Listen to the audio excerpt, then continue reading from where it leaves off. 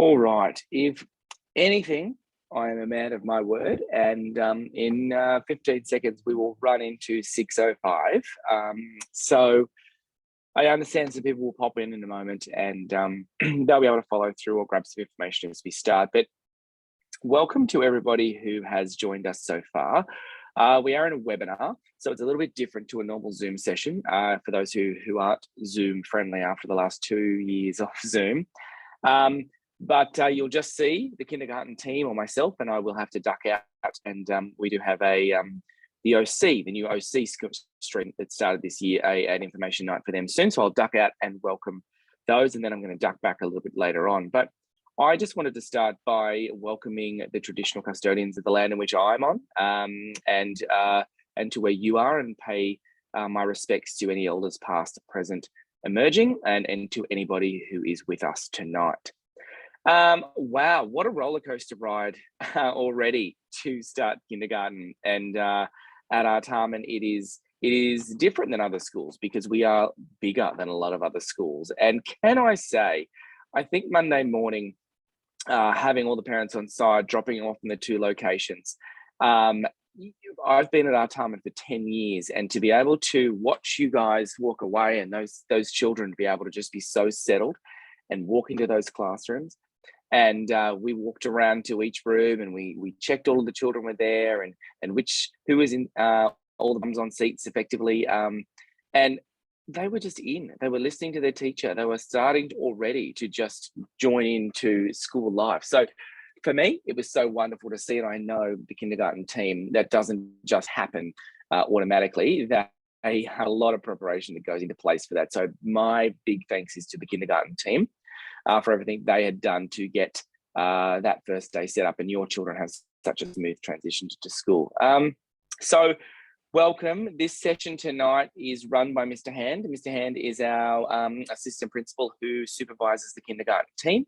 So he supervises the teaching and learning programs that run across kindergarten, and the management of that team. So he is the first point of contact for you as parents through the office. So through either, if you are needing to speak to someone around kindergarten, you could email the school, and I would forward that straight to Mr. Hand, and he or his team, one of his team, would be able to get back to you, which would be able to help you with your query. So lots of systems in place to support you. It hasn't been a what we call a normal kindergarten introduction to school, which we haven't had for a couple of years anyway. And I know there's a few of you that are siblings, have older siblings, and have come in, and it's very different.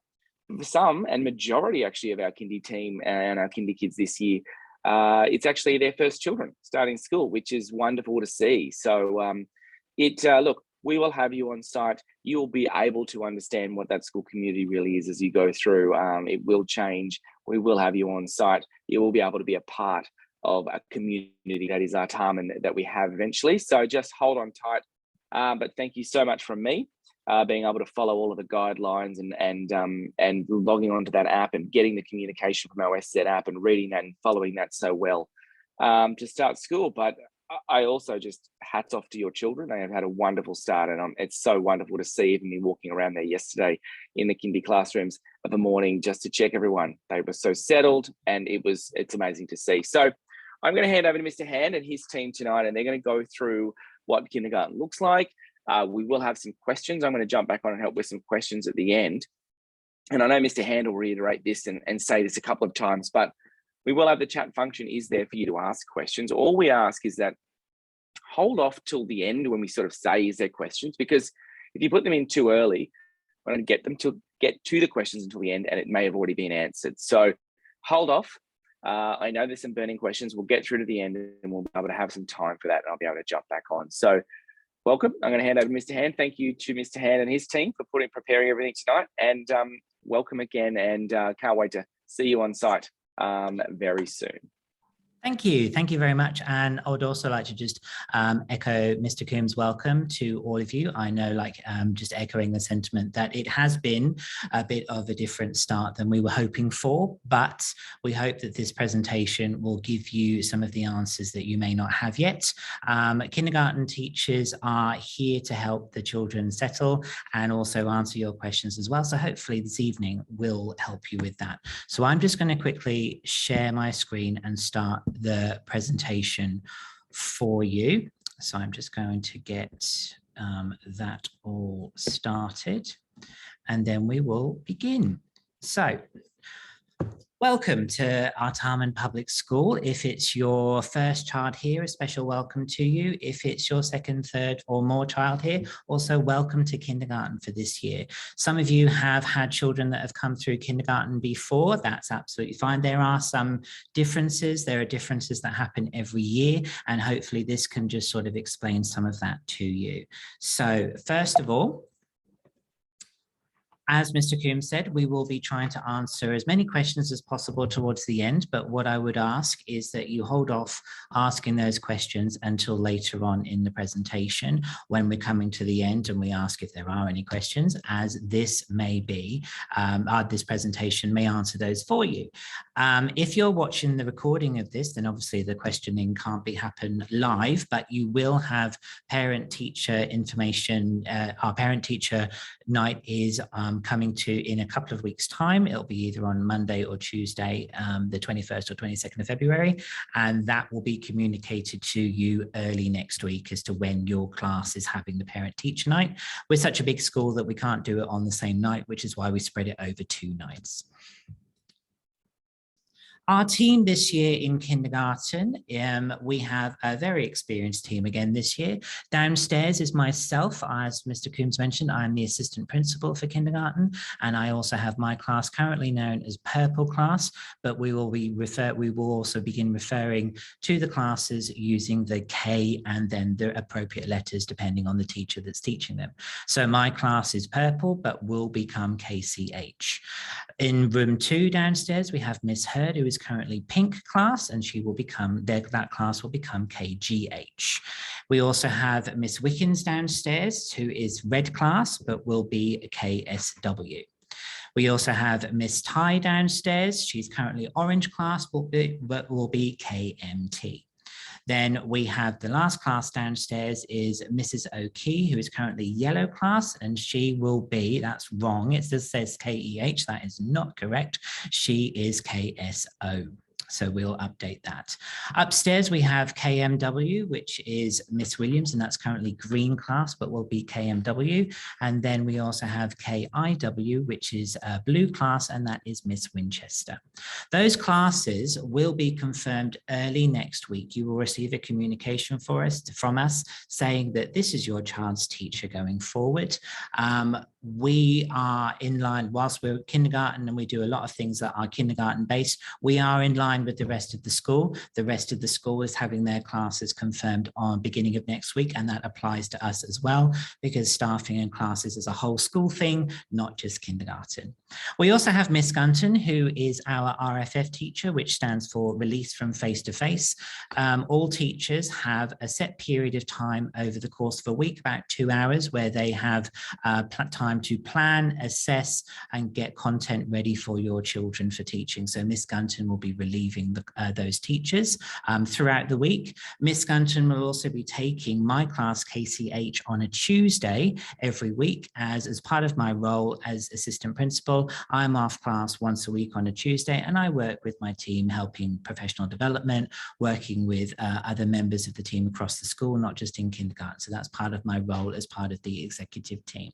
We also have Mrs. Sestak, who is our EALD teacher. That's English as an additional language or dialect. And we will be talking a bit more about that later on in the evening.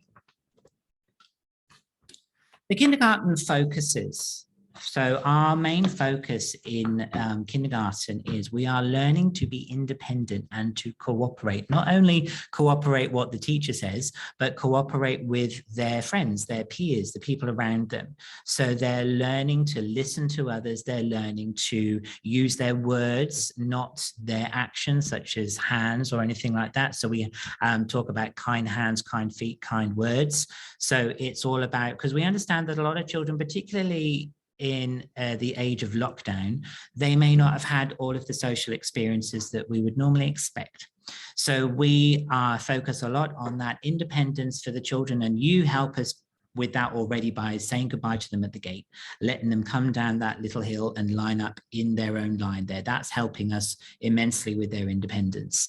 It's also, at the end of the day, it's, even though it's really tempting to take their backpack and help them, it's no, they can manage that last 20 meters. They can take their backpack, they can sit down with their backpack, carry their things, and just have that ownership of their property. And cooperation is something that some children may not have had to do. They may be an only child. They may have had your full attention because you're working at home or you're on leave or something like that. Whereas now they're in a situation where they are one member of a class that has 19 other children in it. So it's that understanding of cooperation and relationship with others. We're also learning to participate in groups, learning to work independently. We do have group work. Teachers work with groups, individuals, the whole class every single day.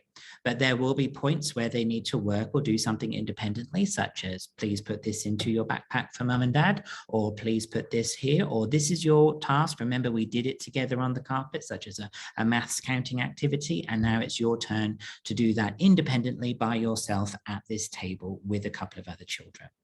Each class at the moment, one of our main focuses is building routines. Routines is what I tell everybody who works in kindergarten. Children who are 4, 5, 6, they thrive on routine. Routines are essential, and that's why it's really important to arrive at school before the bell goes. I understand that some of you are still getting used to how busy the roads can get around schools. We're at work long before the roads turn into that busyness outside. But it's really important that if you find that you're arriving 5 minutes late, it really helps your child if you leave 5 minutes earlier, or you park further away from the school and walk the last few hundred meters. It means that they can get to school on time, they can line up with their class, they come in with the rest of the class, then they have started that routine and they feel settled for the day. I understand that sometimes things happen, you know, sometimes you get a flat tire, sometimes you get stuck in traffic, sometimes the harbour bridge closes and everything falls apart. So if that happens, that's absolutely fine. That's nobody's fault, but we can't do anything about those one-offs, but we can do stuff about those everyday routines that means your child can get here in plenty of time. So we're also learning to follow the directions of any adult, not just the class teacher, any adult at school. It's really important that children learn to listen and follow those instructions. It's not only about learning, it's also about keeping them safe.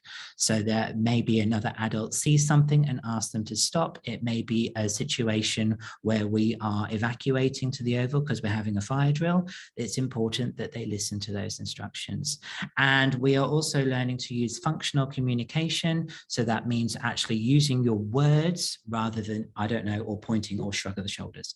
So it's that kind of being able to communicate effectively with everyone.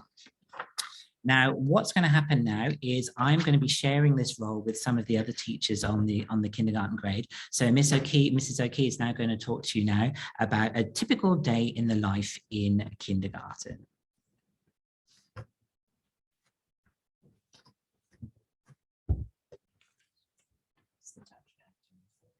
Hi there, I'm Mrs. O'Key. I currently teach yellow class, KSO. We as a kindergarten group thought it would be fun for you guys to understand what we do in kindergarten, typical day in the life of a kindergarten student. Many different teachers will set up their day slightly differently.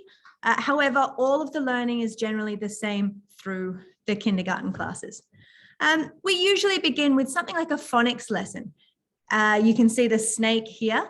The phonics lessons are where we teach explicit sounds and we teach a different sound each day, accompanied usually by songs or actions.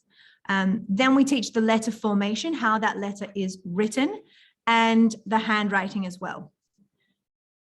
Importantly, the focus is on the sound that the letter makes, not the name of the letter. So as you can see here, this letter is S, but we teach it as S, or the letter M is taught as because that really helps the children with their reading.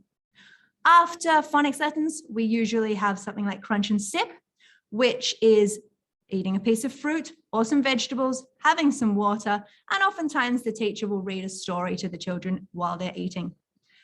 Then we might go into something like literacy groups, which are differentiated small groups, which allow for targeted teaching and the consolidation of reading and writing skills. The classroom teacher there usually works with a small group of children really closely.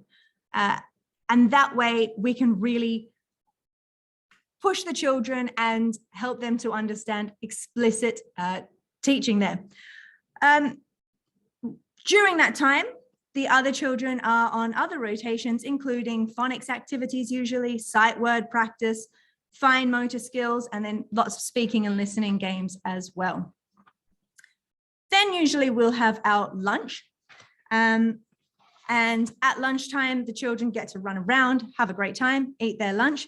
After some of that energy has been burnt off, we'll usually come back inside for maybe some maths lessons or maths rotations. Sometimes our maths is taught as a whole class. Sometimes it's taught in small group situations. Again, the targeted teaching in the small groups allows teachers to adapt the lessons in order to cater for the individual needs of each student. Then we have our recess, and after recess, again, they get to run around in the playground, get some things out to play with. Then after recess, we come back inside. Oftentimes we'll listen to some news, a presentation from the students, maybe a story. And then we've usually got another key learning area. So that might be something like science, history, creative arts.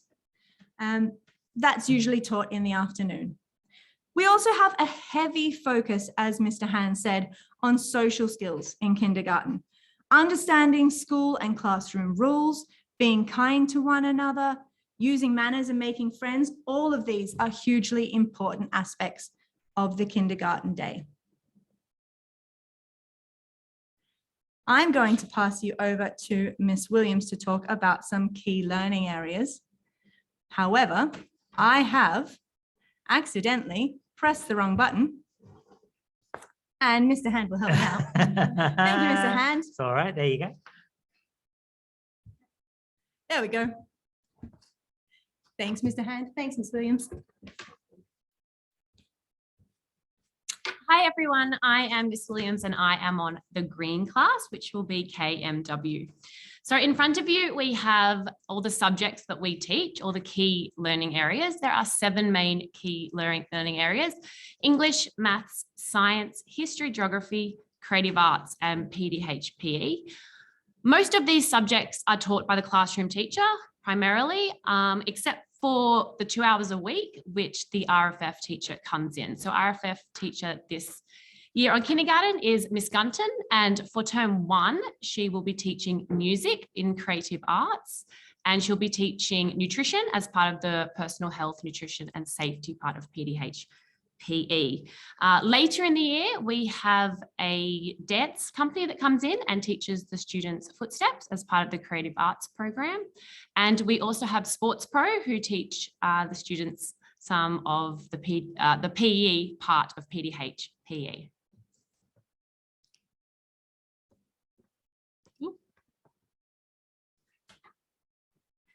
I've also pressed the wrong thing. Sorry. Okay, I'm just going to talk about maths just in a little bit more detail. So maths is broken up into strands and then further into substrands. The way we teach maths in kindergarten is in groups and in maths groups, and it's very hands-on. We want the students to be using manipulatives, and we want them to explore their thinking and to explore the concepts a bit deeper. Our groups are whole class, but then they're differentiated to allow for targeted learning. Like I said, our groups are very hands-on. We don't use books for maths a lot, or we don't really have a maths book necessarily. So it is very hands-on and very play-based, and using a lot of those hands-on concrete materials. So this is what a typical activity would look like in a maths group session. If this was an area lesson, the students would be using objects to explore further the area of that particular shape, so they can count. They're using their hands and they're exploring their thinking and the concepts deeper. We also liked the students within these activities to delve deeper, to prove their thinking, and just to get that extra attention to those particular topics. I'll now ask Ms. Hurd to come and talk to us about English.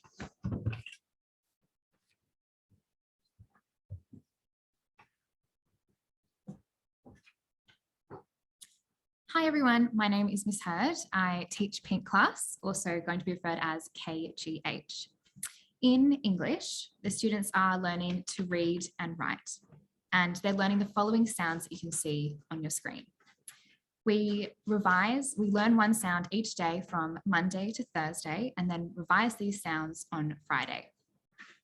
We learn to apply these sounds as well as knowledge of sight words to read and write. Each kindergarten class teaches sounds in the same way, with a focus on first identifying the sounds at the beginning of words.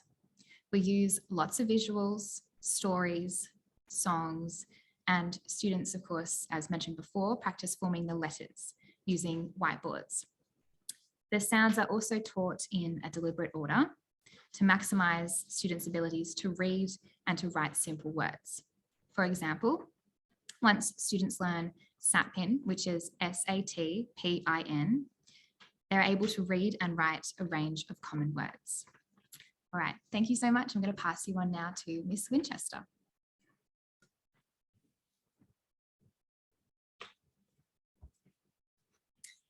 Hi, my name's Miss Winchester. I teach Blue class, but it will be known as KIW. I'm going to talk to you a bit about reading. So as the children are learning to read, we are teaching them to look at a word, sound out each individual letter, and then blend them back together again. Over time, the children will become more fluent at reading. Students learn to read through modelled reading, where the teacher reads and models reading behaviour to the students. In the first weeks of kindergarten, this includes simple things such as tracking from right to left, left to right, return sweep at the end of the line, and one-to-one correspondence. Once children know a range of sounds, they can begin reading simple words by looking at the letters, making the individual sounds, and then blending them back together again. Sight words, also known as the magic words, also play a big role in early reading, but we'll talk to you later about that. Writing. Students learn to write using their growing knowledge of sounds and their written relationships. When spelling an unfamiliar word, students are encouraged to first say the word out loud. Next, they robot the word, which is our term for breaking up a word using their knowledge of sounds. Finally, they write the letters. Students can only apply the sounds that they have been taught. And this is why we teach single sounds daily during phonics lessons, to quickly build their known sounds. In this time, students will also be practicing their handwriting and the correct letter formation that corresponds with the sound. When writing, it is important that students learn the correct direction they need to write in. Teachers will often put a starting star on the left of the page to indicate their starting placement so that the students can continue writing from left to right. So writing in a kindergarten classroom never looks the same, and teachers use a variety of strategies to encourage good writing habits. For example, students use whiteboards as a low-risk way to spell unfamiliar words and to practice handwriting without worrying about their writing being permanent. Students trace words and sentences to build confidence and encourage correct letter formation. Teachers assign sentence starters to help generate ideas, just like the example you see on your screen. And sharing circles are also effective as children assign meaning to their drawings and early writing by explaining it to their peers. Thanks, and I'll pass you over to Miss Wickens.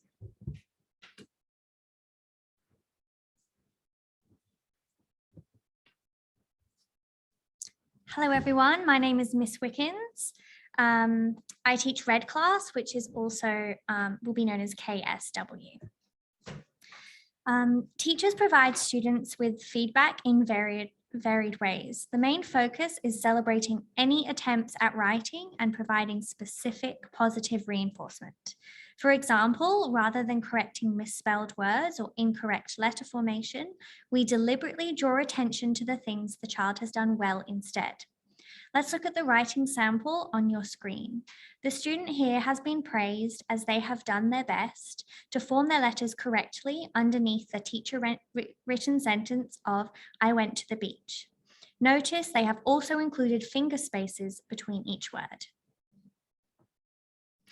On this example here, the student is praised for copying many letters from the teacher written sentence accurately. They have also drawn a picture which relates to the written content. The student also received ticks for including any sounds they could hear in a word, even if the word is not spelled correctly.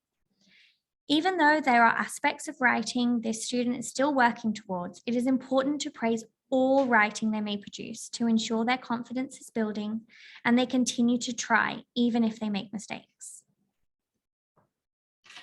You might start to hear your child talk about their individual writing goals or their class writing goals. This is how we provide the students with targeted feedback in kindergarten. Writing experiences are assigned a whole class goal. Later in the semester, students will receive personal goals. Colored highlighters are used to bring students' attention to where they have had success with this goal and to help them understand their own progress. For example, a teacher may use a yellow highlighter to highlight sight words spelled correctly so the student sees they have achieved their goal. I will now pass it back to Mr. Hand. Thank you. Now, I'm going to cover rather the aspect of EALD, or English as an Additional Language or Dialect.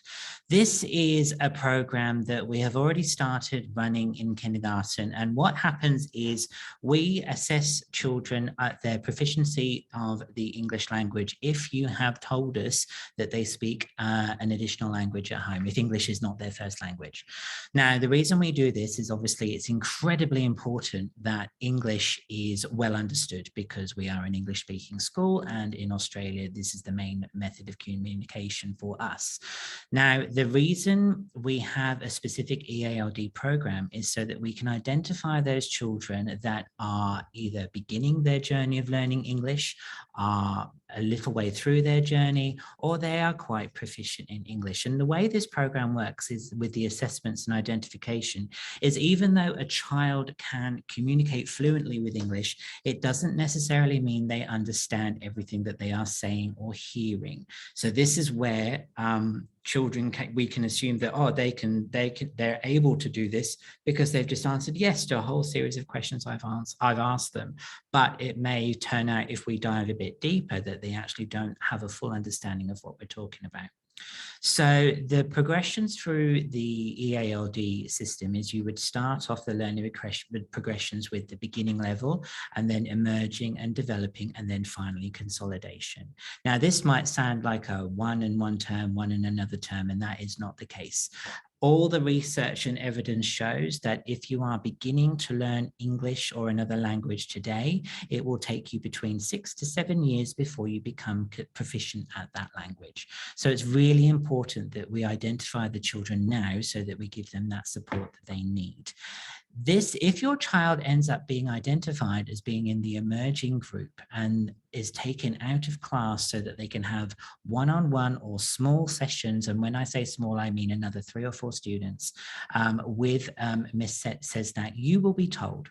You will be told by your class teacher. We will communicate with you when it's going to start, and you will receive a separate report at the reporting cycle. And by that, I mean the formal report that comes in the end of semester 1, which is in June, and the end of semester 2, which is in December.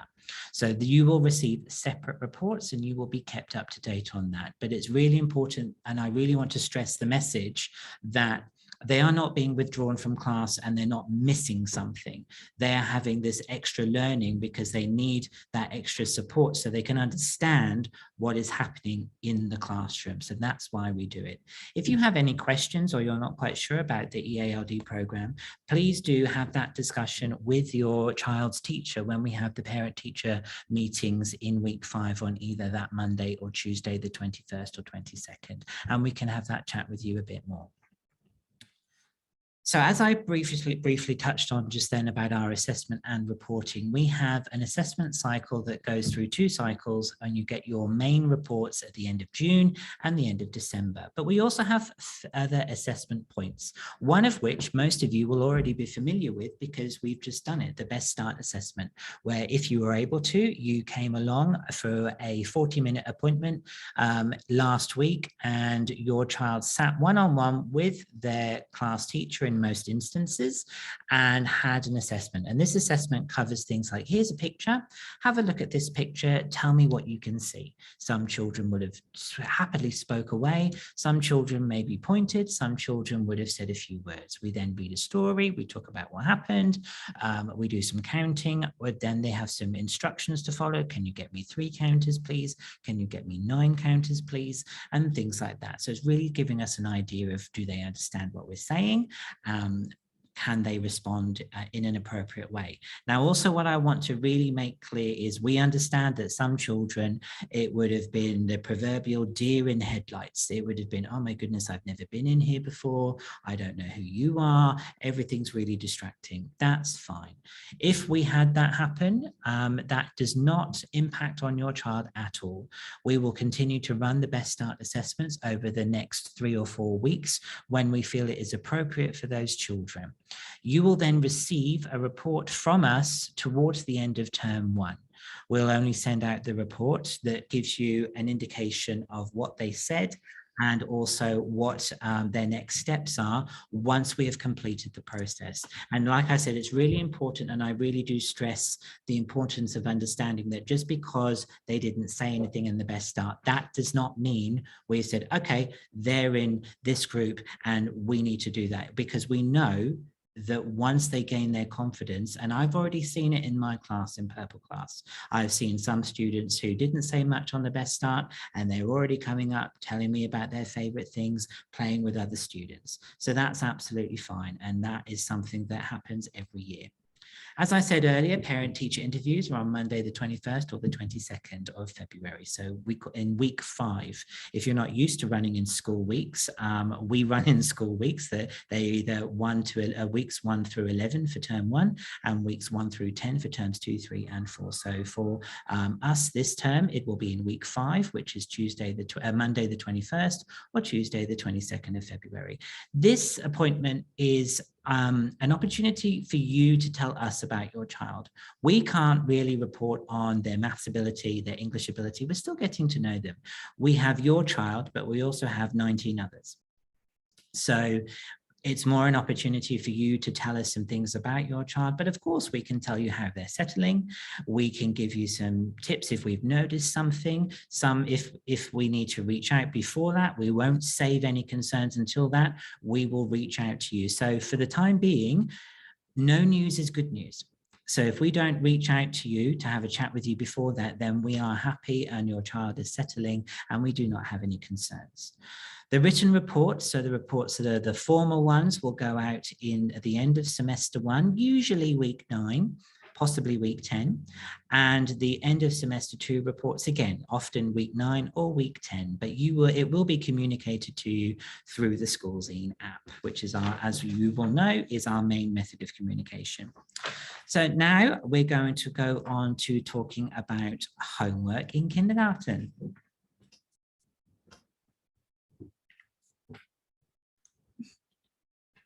Hi there, me again. I'm going to talk to you about homework. Here at Artarmon, and particularly in kindergarten, we aim to develop a lifelong love of learning for your children. And to support this, we suggest that at home, you make learning fun as well. So homework should be something that we do that is fun. It shouldn't be a chore for the children. You shouldn't have to make them come and sit down and, Mom, I don't want to do it. I don't want to. Sometimes homework can't be done that day. Sometimes children are super tired. Sometimes they're sick. If they can't do it that day, that's okay. Don't stress. It should also only be 10 to 15 minutes a day in kindergarten. 10 to 15 minutes is plenty of time, little and often, little and often.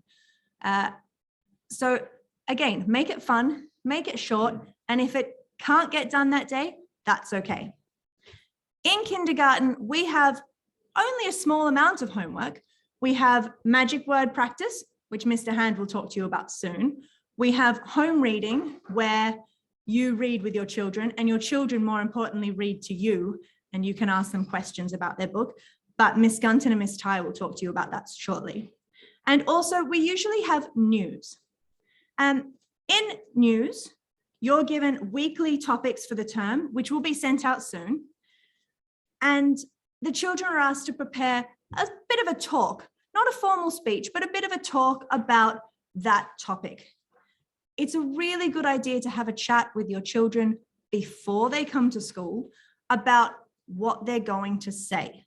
What might they like to talk about that particular topic? So if children can practice their talks with you at home, they become way more confident to present their news in front of the class. Because as Mr. Hand said, there's your child plus 19 others, plus a teacher, and they've got to talk in front of all of those people. If they've practiced it at home, it becomes so much easier for them. The talks should only be a minute tops. And of course, they're welcome to bring in a prop to help them. Maybe, for example, a toy animal during the Australian animals topic, but nothing that is particularly valuable that could get lost or broken and would be terrible for the family if it got lost or broken. So I might let Mr. Hand tell you about the magic words now, but remember, little and often, little and often.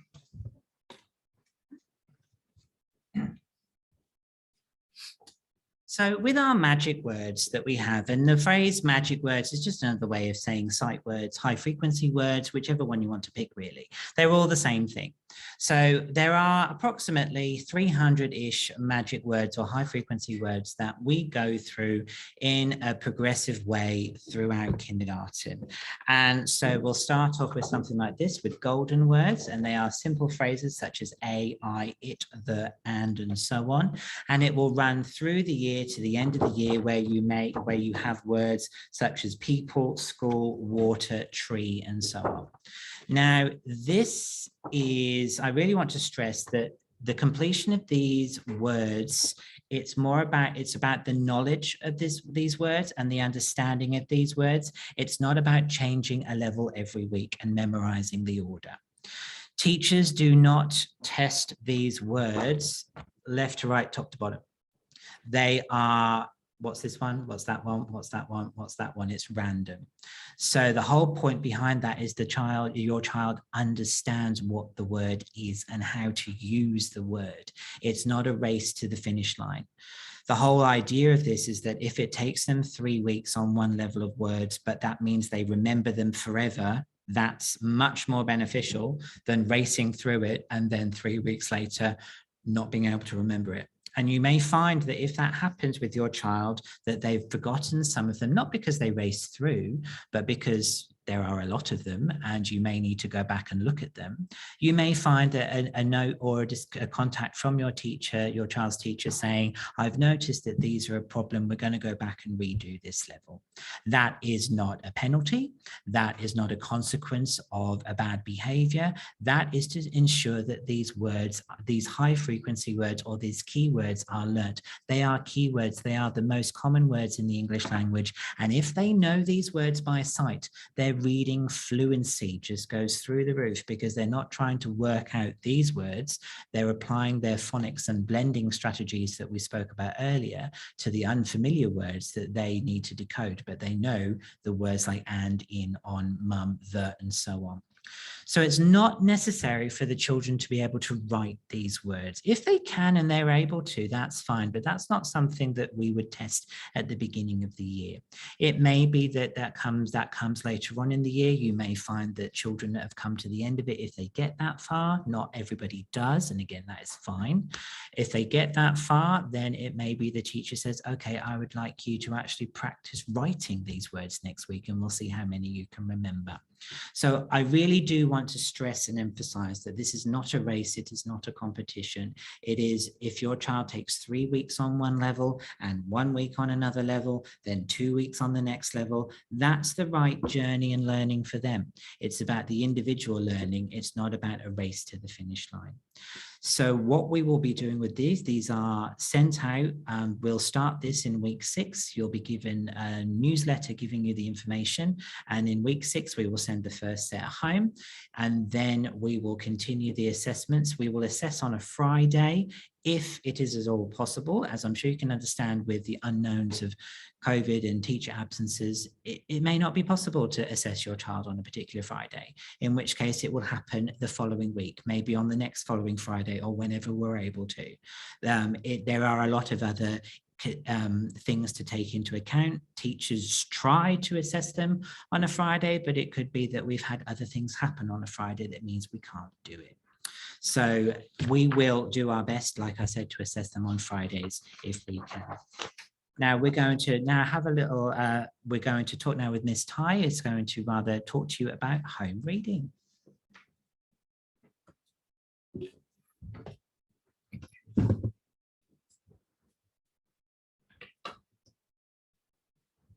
Thank you, Mr. Hand. Hi, my name is Miss Ty and I am on the Orange class, which will be known as KMT. Students will begin to bring home readers from around week 5. They are asked to read to a parent, carer, or sibling. This is fundamental to their development as readers. Students are asked to bring their readers to school every Monday, Wednesday, and Friday to exchange. The readers are leveled at your child's ability to read independently. The books read in guided lessons with their teachers are more challenging, presenting teaching and learning opportunities. But at home, it is important for students to read fluently, to consolidate their learning and to develop reading for pleasure. For example, if your child is reading a level 9 at school, they will take a level 6 or 7 reader home. Please be assured that asking your child to copy out home readers is not beneficial for their learning. I will now pass you on to Ms. Gunton.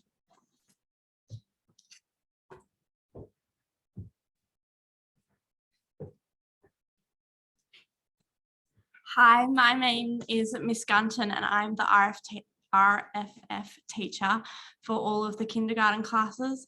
And as Mr. Hand said before, I will be taking Purple class, which will soon be KCH on Tuesdays. So reading with your child. When reading with your child, always talk about the book first. Discuss the front cover and ask what they think that book might be about. Do a picture walk, flip through the book and ask what might be happening in the pictures. Remind your child to think about the story while you are reading. You might stop during the book and ask, why do you think the character did that? How do you think that character felt? And at the end of the book, talk about what the story was about and what their favorite part was. You reading to your child is just as important as you reading to them. Not only does it model good reading behaviours, fluency, intonation, it also exposes children to breadth of language and vocabulary. It broadens their imagination and, importantly, reinforces the message that reading is an enjoyable alternative to video games and TV. So now I will pass you back to Ms. Tai. Thank you.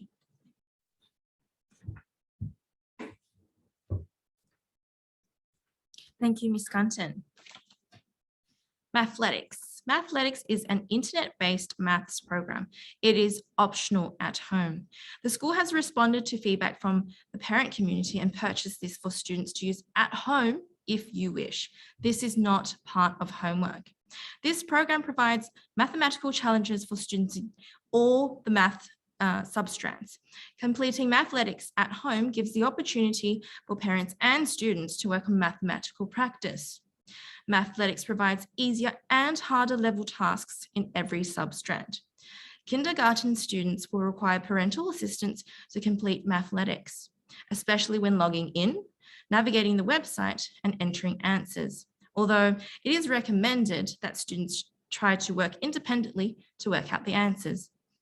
Mathletics requires internet connection and their individual username and password, which will be provided by the classroom teacher later in the term in their communication wallet.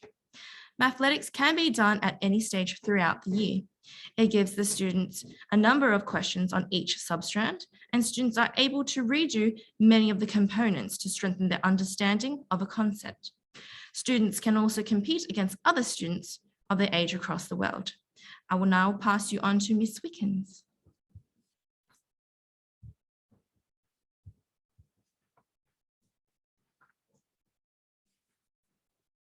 Hello again.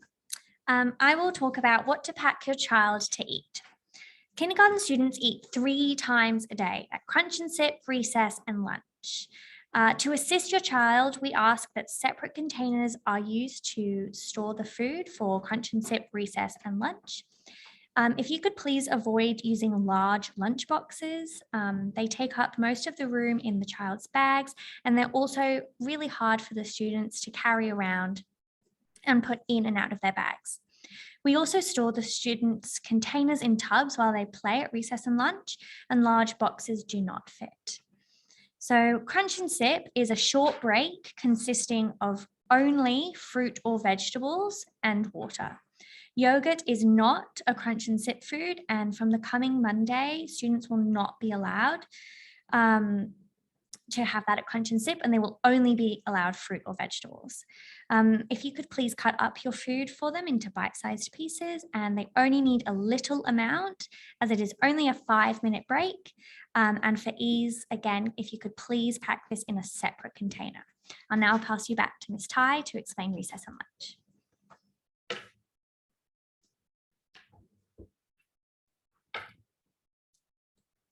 Thank you, Ms. Wickens. Due to COVID cohorting requirements, kindy lunch and recess times have been swapped. Lunch is first from 10:55 to 11:55. The first 10 minutes is eating time, where all students sit to eat lunch. After eating time, and if they have finished eating, they can play on the kindy cola. Again, please pack both these food portions in separate containers with their names clearly labeled. A small drawstring bag is also recommended for ease of carrying. Recess is 25 minutes where the students have a snack and a play on the kindergarten playground. I will now pass you on to Mrs. O'Kee. Thank you. I just wanted to jump in again to talk about lost property. My plea to you is to please label everything. Even if you think it doesn't need labeling, please label it. That includes hats, lunch containers, the tops of the lunch containers, the bottoms of the lunch containers, every piece of clothing they have, every piece of spare clothing that they have. If you label it, it's going to come back to you. If it's not labeled, it's going to disappear into the ether of somewhere in our Tarman. You'd be amazed how many things grow legs and walk away, apparently. So please label everything. There are lost property buckets in and around the school. You'll find that there are some in the kindergarten block, down the bottom, right near yellow class actually. And there are also some up in the 3 to 6 playground. Most of the things that we lose in kindergarten will end up in the kindergarten lost property. They can be accessed during school time. As soon as the bell goes at 2:55, children cannot access those anymore. So it's their job to look for their lost property with a teacher, that's fine, at recess and at lunchtime. Twice a term, anything that is labeled will go and get handed out to children as well if they can't find it in the lost property bin. And also, finally, unfortunately, permanent marker isn't always permanent. So please, once a term, just check that everything is still labeled. And finally, here is Miss Williams. Hi, everyone. I'm just going to talk to you about our Schoolzine app. So our Schoolzine, hopefully you've had a chance to download it already. It is our main source of communication. It's how we send out our newsflash. It is also the way that you book the parent-teacher interview. So it's really important that you download this to your device to get instant alerts. It's also really important to make sure that you've actually turned the alerts on in the settings in your phone as well, just to make sure that you're getting everything that's being sent to you straight away. Thank you. I'll just hand back to Mr. Hand now. Thank you very much. And we are nearly at the end. There are just a couple more things to go over, just some housekeeping things really. So independence, so helping to unpack and pack their backpacks is always really useful. As we've said a few times, there are 20 of them and there's only one of us. So it's always useful if they can pack their own bags, take off and put on their own jumpers, things like that. If they have an accident at school as well, and by this I mean a toilet accident, it's also helpful if they can change their underclothes as well, as we will help them to the toilet, but they will need to change themselves. And on that topic as well, if you can provide a spare set of underwear, socks, things like that, that's also really useful so that we don't have to call you and ask you to bring some in. Communication folders will be provided as part of the book packs, and those are going to be delivered to those of you that ordered them in the course of the coming weeks. Once we have them, we will name them clearly with your child's first name and their class letters. So KCH, for example, they will not have the colors on them. It will just be the letters. Please ensure that your emergency details are kept up to date. And if you change them, please let us know. It is important that we are able to contact either yourselves, your partners, or your emergency contacts in a quick, timely fashion. So please ensure that all information is kept up to date. If you move, if you change phone numbers, all of that stuff, email address changes, please let us know. And this can be done by using the contact us form on the website, emailing the school, or calling the school office as well. The kindergarten building, because of COVID, is for teachers and students only. We cannot have you come in the building even though it says pre-arranged appointments. At the moment, we are not doing any pre-arranged face-to-face appointments at this time. If you are late, and by late I mean the lines have gone as there's nobody on the COLA, please do not send your child in through the door and keep your fingers crossed, because we're all in our classes. We don't know that they're here. As far as we're concerned, your child's away. So you need to take your child to the main office where you enrolled. They will be marked present on the roll and they will be given an attendance slip and brought to the classroom. This attendance slip is a mandatory requirement because it informs the class teacher that your child has been marked present for the day, because once the roll is marked by the teacher, it is marked. We now then need to send you to the office. If your child is away from school with any signs of any COVID symptoms or anything like that, you must stay at home. If we suspect that your child has flu-like symptoms or something like that, they will be sent to the office and sent home. If your child has asthma, you should have already completed that declaration in the school office, because we have a plan for children with asthmas, EpiPens and stuff like that. So that should already be communicated with us. Appointments at the moment, unless the teacher reaches out to you because they have a concern or wish to discuss something with you, we are not making appointments at the moment, because we're having whole school appointments in 2 weeks' time, or just under 2 weeks' time now, where you'll be able to have that Zoom or phone call with your teacher. So at the moment, we're not booking appointments. You will hear from us if we need to contact you. Otherwise, like I said earlier, no news is good news. Money, if you send in cash for any reason, and this would be if we're doing fundraisers or excursions or stuff like that, most of that can be done online now. You don't actually need to send us in cash for anything, unless we're doing a gold coin donation, in which case you can send that in on the day. If there is cash that you send in for some reason, it can only be processed on Tuesdays, Wednesdays and Thursdays. If you send it in on Monday and Friday, we don't have the staff in the office on those days. The teacher will send it back home. We cannot keep any form of cash in the classrooms at all. Birthdays. We love celebrating a birthday. Who doesn't? But please do not send anything into school that is edible to share with other students, as we have several students and staff with allergies to certain products. We are more than happy for them to wear a little pin, a hat. We sing happy birthday. We have all of that stuff. If you would like to give something out, we ask you refrain from doing that at school, and you do it after school on the Thompson Oval or somewhere like that. Teachers cannot distribute invitations. Teachers cannot distribute gifts. That is not our role. You will need to do that as part of the parent gathering at the end of the day, or communicate with your child's friends through the usual ways. Like I touched before on the crunch and sip, recess and lunch. Like I said earlier, please don't send in any nuts. We products to school. We have staff and students who are allergic, so please refrain from sending those products in. As I said earlier, if you, in cases of toilet accidents, like I said, they do happen. They're still learning. There's lots going on. It happens every year where we have a whoops, I need to go to the toilet and I've only just realized, and it's too late. So please do send in a change of clothes. Doesn't have, just in a little Ziploc at the bottom of their bag. It can just live in there. And that one time that we need those fresh underpants and socks, the teachers will be very grateful. So please ensure those are there. I've already talked about late arrivals and the similar process for early pickups. So please don't come to the classroom expecting the class teacher to say, sure, off you go. You need to have a early release slip or an early departure slip that you would obtain from the office before you collect your child. And in this instance with COVID, you can't come into the building. So in this instance, the office would contact the teachers via phone or make an announcement over the PA system. As I said earlier, please do not come into the kindergarten building. We currently cannot permit that to happen. Please ensure that after the drop-off in the morning, you leave the school grounds. I've been on the gate every day this week, and it's lovely to have those quick chats with you. And it's also, I really appreciate this, and the teachers and staff really appreciate you dropping your child and going. It helps them a lot. I know it's hard for you, but it's easier for them. So we really do appreciate that. And if your child is traveling on the bus, we strongly recommend that they do not do it by themselves.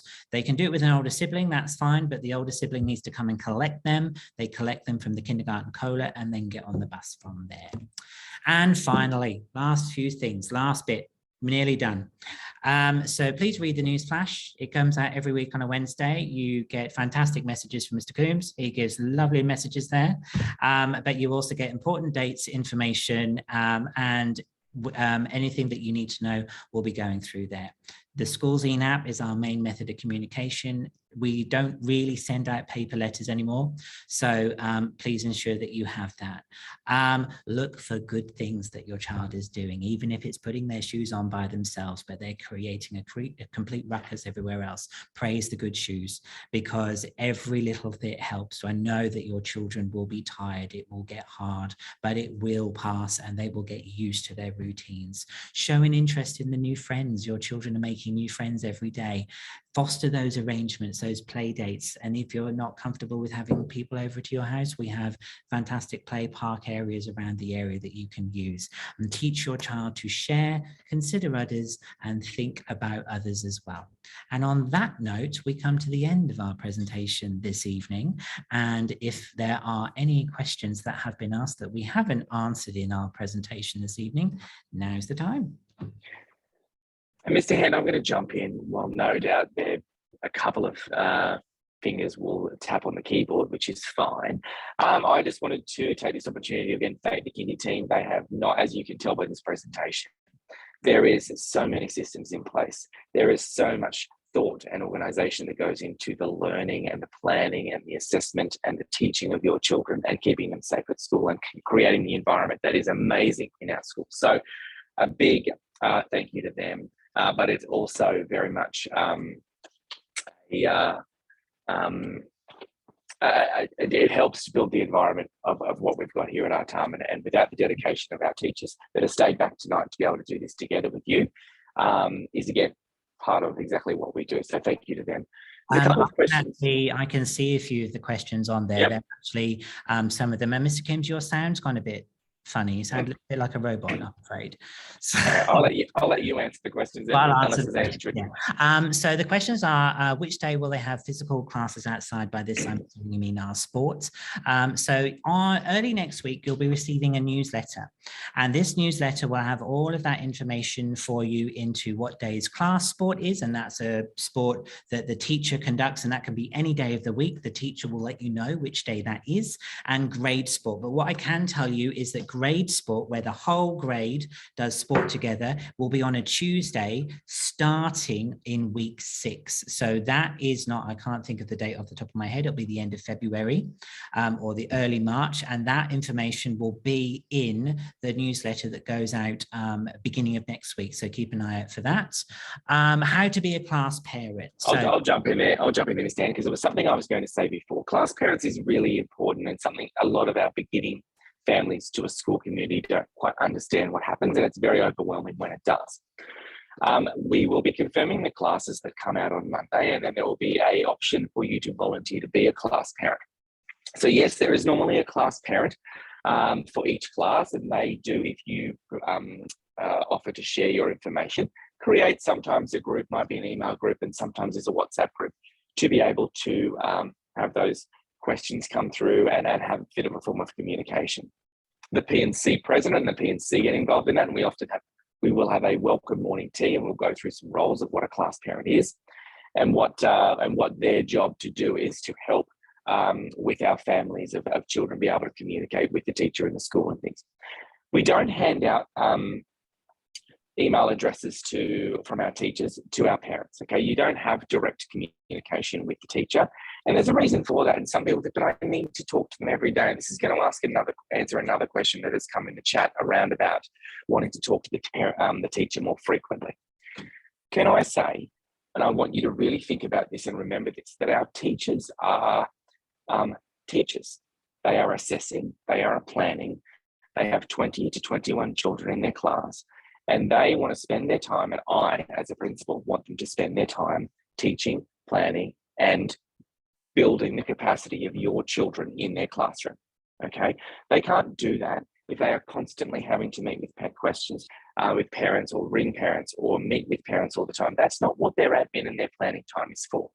Okay, so yes, we have set, so that comes back to two parts of the class parenting. One reason why we don't give out email addresses, because I don't want teachers to be answering questions from parents at night or getting emails at night, because they have families to go home to as well. They have children to go home to, partners to go home to, families that they need to be able to go away from a school and go home.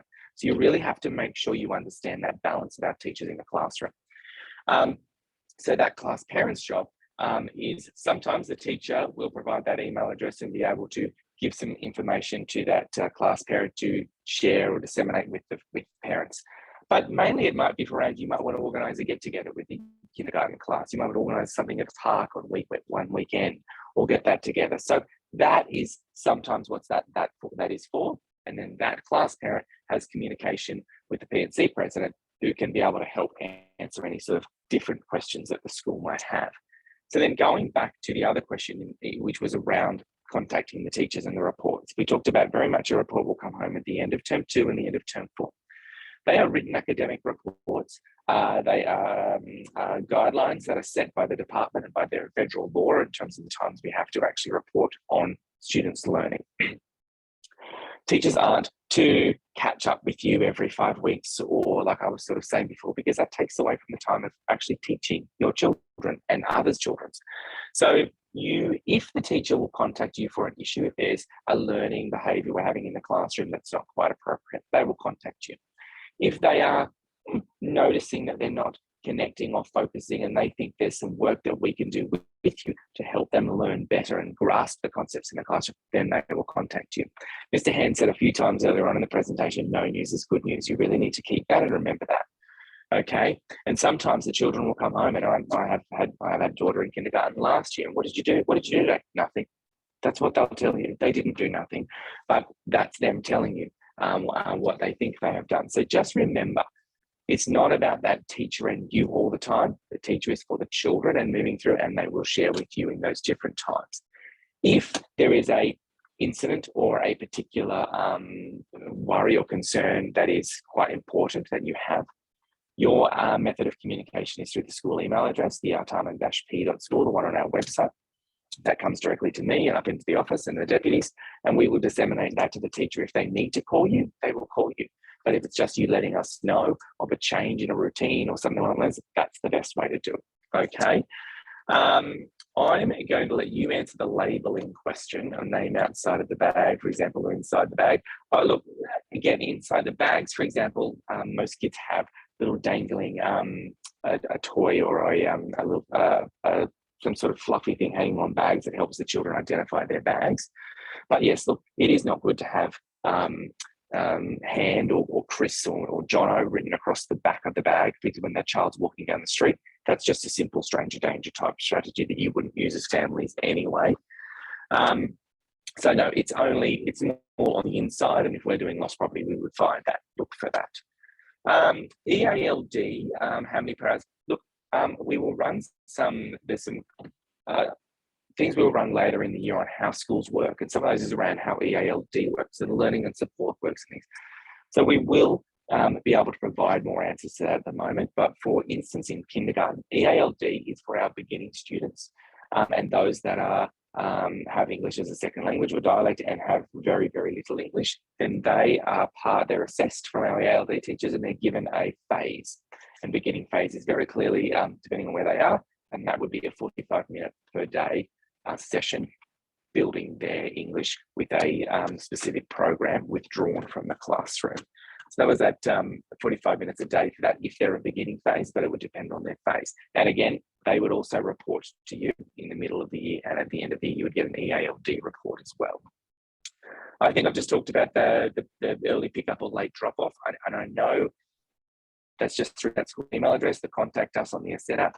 But Mr. Hand has said this, and I'm going to reiterate it. They need to be at school. It is law that they are at school. Okay, this is a federal law that children attend school. You can't just pick them up and take them out. If it's a once off here or there, that's okay. Some people will say, oh, I've got a speech pathologist that I might see on a Friday, and it's at 12 o'clock, so I have to pick them at 11:30. I can't approve that. Okay, you have to be able to book those sort of things outside of school. I understand through preschool it was much easier, but we are at school now, and by law, children must attend school. Okay, so we can't approve leave for going off for early and late pickups all the time. Muesli bar, no, that is not a fruit break because muesli bars aren't fruit. But you can bring it for recess, yes. As long as we do ask no nuts, and I think we've covered that. Yeah, as long as it's not a peanut bar or something like that, please. And again, I know we can't say we're a nut-free school, but we do need to think of others and be very careful, and that we're not putting other students at risk. There are many kids from my daughter's daycare starting kindy this year, but none of them are in the same class. Yes, that happens. And that happens to my daughter when she went off to school as well. That happens. We don't put them in the same class necessarily all the time, and it's not necessarily about that. And no, we won't start reassigning classes, for example. We would only do that if our numbers had gone down or people didn't show up. So when I talk about, and I've communicated through the newsletter and a few things around the 14th, around next Monday, actually confirming classes, that isn't about moving children because of friends. That is about we get staffed for finance, schools get financed for staff based on their numbers. So we had X amount of children in kindergarten say they're coming and only this many show up. So then we have to move the classes around and do that, or we might get more show ups. We have to make another class. And we still have enrollments coming into the office on a daily basis at the moment. So that impacts our school significantly, but we don't move children just because they haven't been in a friend with their class. We will try to, what Mr. Han was talking about before, it's around very much the beginning of school is building relationships and feeling comfortable in that environment. And that's exactly what they do. And it's great to have your child in a bit of an outside of a comfort zone. But let me tell you, as I said at the very beginning, when I was in all of this,